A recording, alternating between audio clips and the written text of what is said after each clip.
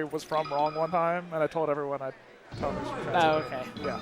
That's clever. So from Transylvania, I was very young. Chem was like under 18 at that point. 'Cause Yeah. Chem's a young player still, Yes, right? he is, yeah. Young I think 20s. he's early 20s. Yeah.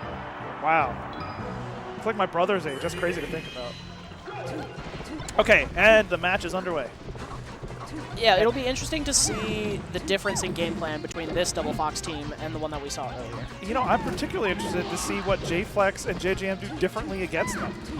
Off the bat, JJM had started with a lot of quick aerials toward the center of the stage, trying to immediately take stage control. I don't think they want the Foxes to have the center like that. And, you know, the closer you get to the edge, the lower damage you need to be to start that strong edge guard that we know Jflex in particular is capable of. Doing a little up throw. Wow, I they like the do choice get of a up throw combo. there. Yeah, pretty cool. Yeah, Jflex escapes to the top platform, sensing the pressure from one of the Foxes. Which one is that Nate? I think Light Fox is Mont Money. Okay. He looks a lot like Mont Money Yeah. in the gameplay. Very dash dancey. Yeah, that does, I agree. I smell a New Jersey Fox. I know one when I see one. And I definitely know a Transylvania Fox when I see That's one. Oh true. yeah, oh yeah. Oh wait, no, Mont Money is not Light Fox. He's I was just Dark going Fox. along with it. It was all your he's idea. got the Nate tag, which means that's definitely not. Okay. Okay, Oh, shield poke. that yeah. was really nice. That's the thing about Peach's shield. Some old Sage Fox wisdom. After 2 hits of aerials, you can either down tilt if they don't shield angle, or if they do, you can always get a drill that ends up shield tilting. I think Yeah, that was and like Lucky's Fox advice from 2015 or something. And shield angling is actually a character-dependent quality. How So much like you can shield Pikachu angle. has, Pikachu has the ability to angle their shield quite a bit, but Peach and Falcon like can't move it very far at all. Yeah. So it makes shield angling setups very consistent. You on think those they would have characters. just made it like relative to shield size, like the larger the starting shield, the less you can angle it or Right, something. yeah. But no, Nope. nope. Everything is it seems very on purpose. It's Yeah. not, but it seems like it is. Right. It makes you wonder like how the game devs who had presumably no idea how this game would turn out even decided to balance something like that. I don't believe you know? that for a second. You know what it was? Is that people came from the year 2075, and they were like, I know exactly the mechanics that are needed in this game. Okay, yeah, JJM wanted to go hit that Fox who was sailing above him, but yeah, it wasn't safe at all. So instead sort of backs off and does a retreating aerial to keep space. Oh, nice up tilt there. Yeah, and see, they had that thing that I talked about in the last Double Fox, that they both wanted to do the same thing and they just overlapped. Neither of them were safe throwing a move out, and they both got hit for it. That's the dangerous thing about Double Fox, when you can both be anywhere at any time. You have to do some sort of role assigning or have this innate understanding of which Fox's job each moment is. Yeah. And it's tough, right? Because you don't want to lose the flexibility that Double Fox has by assigning rigid roles or anything. The New Jersey Sniper? Yeah. Yeah, but I like the shine stall there. That's actually the snacks. That's playing 15,000 hours of Melee with Wally, knowing that dash attack is going to come out there and shine stalling around it. That is not the first time we've seen someone just needle their partner who's going for an edge guard. It's not hugely detrimental here, but it's pretty funny. Yeah, I like that. They go to lock them in shield, and then Jflex goes for a grab. That shows some amount of team service. It's smart to execute. Nair falling straight down. Yeah, nicely timed fast fall to just hit the Firefox cleanly and not trade with any of the flames or anything like that. Seasoned Peach player. Although he mostly mains Ices, but his Peach is quite good. That's not something Ices would do. No. Ices don't have a way to go down there like that. So it's, Peach unique quality. Yeah, I'm overall very impressed actually with JJM's Peach teams play. It felt like he was applying a lot of pressure all throughout that game, which is what you need to be doing as Peach, right? Yeah. I mean, we've both teamed with a great Melee player, formerly known as BMC, now known as Blake Gray. Yeah. whose forte is that, basically, right? Like, literally just spamming moves. Oh, that's how the team works. Yeah, Yep. yeah. And it really makes them a very formidable teams player. Yeah, and I mean, JJM in this context is definitely the main goal is to take space very quickly from the Foxes, and that lets Jflex sort of go wild as well. Look, almost always the tip of the spear, and Jflex between the needles, and Jflex one of the faster Sheiks, I have to say. Between both of those things is able to support very well. Yeah, the aggressive Peach is strong in teams for sure. Oh, absolutely. It's just the ability to put out so many hitboxes at once, and Sheik has quite a bit of range on all her moves, where she doesn't necessarily like get into that same exact space. You know, she can like safely support from an F tilt's length away, back air's length away. There it is again. The edge guard executioner. Jflex gets like a 2-hit edge guard on Fox, which is not something all Sheiks are able to do. They can't always find beautiful them. down smash. And look, Oh my god, lights out. Oh, and a save. Has another chance. Nice. Yep. Nice play from the blue team. One thing I have to say is it looks like part of the red team's game plan, or double Foxes, is to get those quick kills on Peach. They have really, because Peach is in the front, been running her down and getting like long shine extensions and stuff into up smashes and whatnot. Which, I mean, in theory, could work. Yeah. Especially with Jflex playing a little farther back. You have to take what the other team gives you. That's right. Melee is a conversation. And you have to know when to listen and when to just yell louder. And it looks to me like the red team was listening. Sadly, I wish that everyone had to listen, but the truth is not everyone has to listen. Occasionally, you need to just talk. Play a few friendlies against Hacks Money, and you'll realize that not everybody has to listen to play Melee. Yeah. Some people can just talk the whole time. Yeah, that's very true. Who's going to be here today, actually? Oh, yeah? Yeah. For singles. Nice air dodge. Okay. Straight up. Yeah, goes for, in a way, that's, oh no! I thought he was going to lift. I really did. Oh, had the right idea there.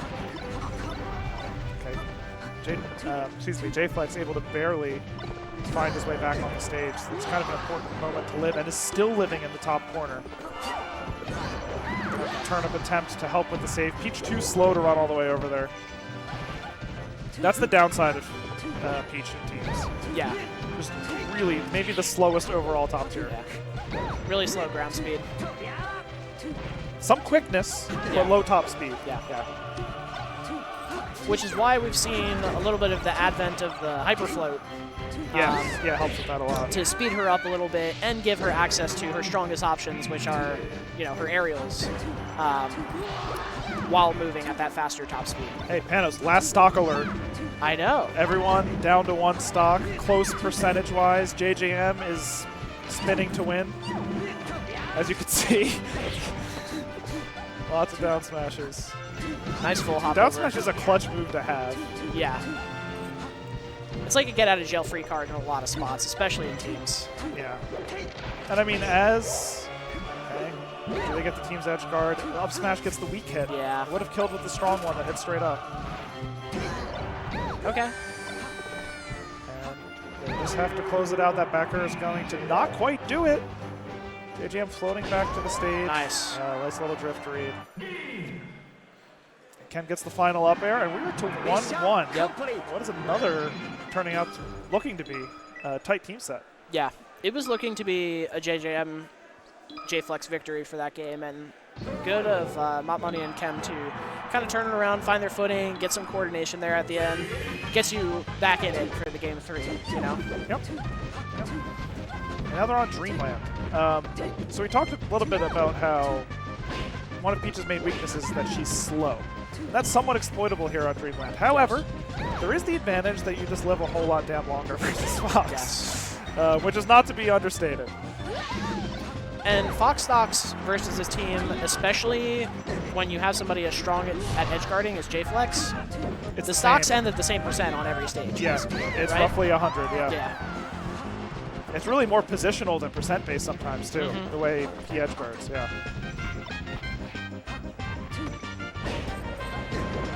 Ooh. Oh, wow. Would have loved to see another nair there. But. Yeah, that was like Crudo-esque in the, in the pre-jump, right? As you would say in Rocket League. Okay, JJM taking a ton of space again, able to get Jflex back, no problem. And they start their own edge guard. Nice. Same edge guard again. That's what we're saying. Beautiful. The guy hits his edge guards, and it gives them a little advantage here in this game. Honestly, especially against Double Fox, like that is a superpower in teams to have consistent edge guards. Oh yeah. Because Double Fox with the ability to like, you know, where their stocks are just higher value relative to the amount of damage output they're putting out relative to how much they're taking per stock. Yeah. If you can basically change the denominator on that, it's a force to be reckoned with. Oh, for sure. Definitely, and there's another somewhat early Fox stock. I mean, geez. Yeah, the counter pick looking very strong in terms of just the difference in survivability. And you know what's interesting about it, too, is I was talking about Peach being slow might be a disadvantage. The way that JJM and Jflex play this is to mitigate that disadvantage. Yeah. And the Jflex is always ready with needles across the ground in case JJM needs to be taken out in a tough spot. Because, you know, you can't just escape as Peach with your speed. That's not something that she's capable of. You have to maneuver very carefully around people or put out moves in just the right places. Yeah. Even like some characters like Fox and Falcon, who like can use their full hop to get out of a tough spot, like Peach is never really afforded that luxury. Yeah. It's just it's so committal. So having a teammate there, especially with a projectile like Needles, which interrupts at a multitude of timings, right? Because you have like a few multiple needles that hit at once. It's just like a hitbox that lasts forever. Very good partner for that specifically. And yeah, it's going to be important that Chem lives here until they get at least one more stock. That'll make it winnable. Unfortunately, all the way across the stage. Not seeing it. Yeah. Okay, trying to go for something fancy. Does Money. Nice reverse fair. Ooh, the double. And you know he was making it back to the stage, too. Yeah, the edge guard conversion rate, just out of control. Yeah. Definitely the difference maker in Game 3. And JJM and Jflex now have 2 wins to the 1 of Money and Chem. And you know what? I started the set watching this and being like, oh, JJM is very clearly the MVP of this team. Like, he's putting out a ton of hitboxes. And then in that game, Jflex is very clearly the MVP of that team. Yeah. Like, just absolutely decimating Fox stocks. Like, yeah, and able to rescue JJM in many scenarios. And I think that part of the reason for that is the stage itself, right? On those longer stages, Jflex's role becomes more important, ending stocks early and rescuing JJM, whereas on small stages, JJM's able to take more of that space more easily and push the Foxes to the edge. So really, they're both understanding, based on the stage, you know, what it is that each of them needs to do as an individual and what they need to do together as a team. And I mean, that's a winning formula when it comes to teams. I think basically taking that option offline, like maybe focusing more of the 2v1 action on Jflex is the way to make the adaptation as Money and Chem. No, you would love to like hit JJM away or something, like get one hit and then just go 1v1 Jflex for sure. Especially Peach, which, as we said, is so slow on the ground. Oh, yeah, you have tons of time. You don't have to hit her very far to get a 2v1. Even if it's just for a moment. All right, Red Fox is in the corner here for a moment.